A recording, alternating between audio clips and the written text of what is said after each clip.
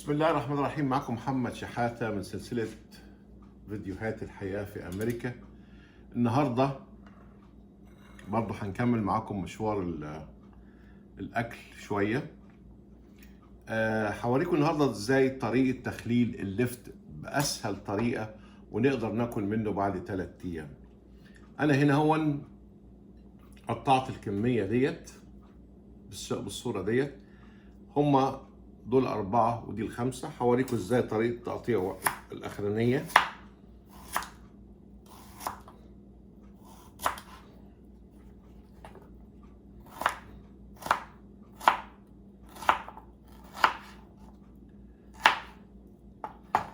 أنا بقشر اللفت وفي ناس بتحبش تقشره أو ممكن تجرحه بالطريقة اللي تعجبكم، بس أنا شخصيا بحب أقشره، بيبقى بيستوي بأسرع. لو مش مستعجلين عليه ممكن تسيبوه بالقشر بتاعه، بس يا دوب تشيلوا العناقيد اللي فوق واللي تحت. كده احنا قطعنا ال5 حبايات بالصورة ديت كويس. معانا هنا هو 3 معالق كبار من الملح، معلقتين من الشطة. الجديد في الموضوع انا ما بحطش بنجر على اللفت. انا بحط هنا هوت الورق دوت اللي هو الكرنب الاحمر، بيخلي اللفت طعمه لذيذ وبرضه بيديني نفس اللون الروز الحلو. وبضيف قرنين فلفل شطة، دول اختياري طبعا لو حدش عاوز، بالاضافة لشوية بقدونس، عودين 3 بقدونس بالشورة ديت. بنجيب هنا هوت المية ونحط فيها الفلفل الملح مع الشطة وبنقلبهم كويس لحد ما الملح يدوب معانا. في احدى الاخوات سالتني بتقول لي ان عملت الطريقه ديت لللفت ولكن قعد اسبوع وما استواش، فرجعت معاها الخطوات خطوه خطوه، لقيت كل الخطوات سليمه. المهم في الاخر اكتشفت ان هي عملت البرطمان وحطته في التلاجة. المخلل يتحط في التلاجة لما يستوي، لكن وهو ني عمره ما هيستوي داخل التلاجة ابدا، لانه هو محتاج الحرارة بتاعة المطبخ او الغرفة اللي هو فيها علشان المكونات بتاعه كلها تتفاعل مع بعضيها فيستوي. انا احطه في التلاجة بعد ما اسويه، لكن ما احطوش في التلاجة وهو ني. دي لاي نوع من انواع المخللات، اللهم الا اذا كنت انا عاوز اخلل واسيبه بقى يعني ايه بمدة طويلة. وحتى لو عاوز اسيبه مدة طويلة وبره وما يجرالوش اي حاجة، انا هوريكم الطريقة ازاي اللي نقدر نحافظ بيها على المخللات بره. هجيب البرطمان.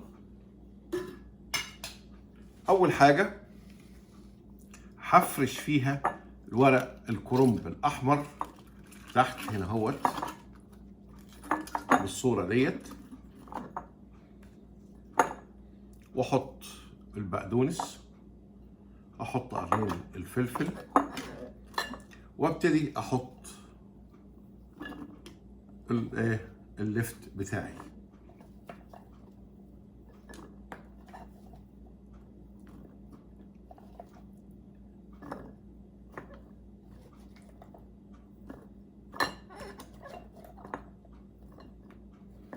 اضغط على قد ما اقدر، لان هو كده كده بينزل ميته كويس، ولما ينزل ميته بيبتدي يخف، فايه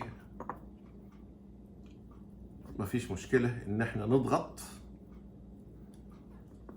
على قد ما نقدر عشان نقدر كده. خدوا ال5 وحدات اللي انا جايبهم.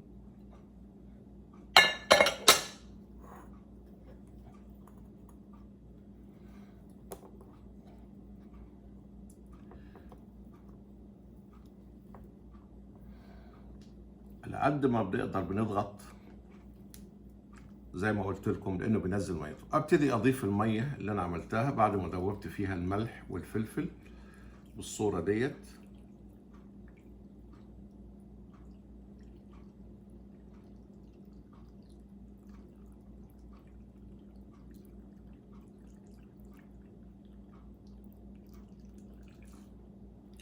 ازود كمان شويه.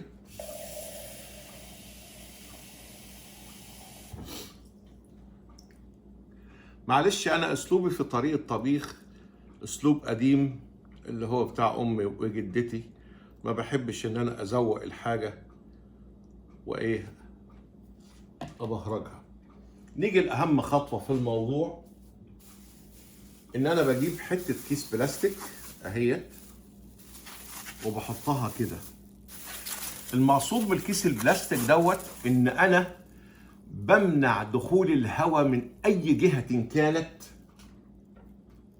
داخل البرطمان، وبالطريقه ديت اقدر احافظ على الليفت اطول مده ممكنه بره. حتى اذا ان انا فتحت واخدت منه، يا اما ادخله التلاجة يا اما اروح قافله بنفس الطريقه ديت، بحيث ان ما يكونش فيه اي هواء يدخل له خالص، لان الهواء ده اللي بيفسد الطعام ايا كانوا. بالاضافه ان ده ما يخليش ابدا ان المخلل يعمل ريمه على الوش او اي عفونه، ده هيحفظه مهما كان مهما قعد، طالما احنا حاطين الكيس ومانعين دخول اي هواء داخل البرطمان. ودي كانت طريقه تخليل الليفت بتاعنا دلوقتي. بالهنا والشفا، وارجو ان انتوا تجربوها وتقولوا رايكم في الموضوع ايه، ويا ريت ما تنسونيش في السبسكرايب. شكرا.